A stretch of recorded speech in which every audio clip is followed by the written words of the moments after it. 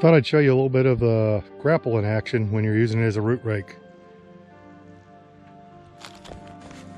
When I started today, this whole area here was full of debris and roots, and I've managed to rake it all out and got kind of a rough grade on it now.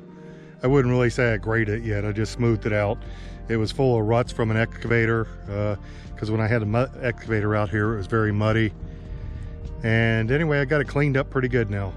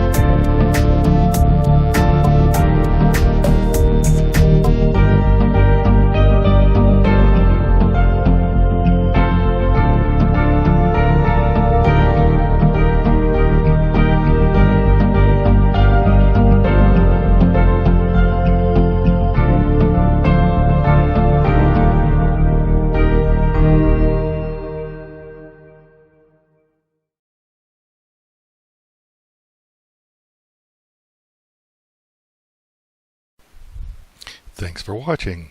Be sure to like, comment, and subscribe so you can keep up with the latest progress.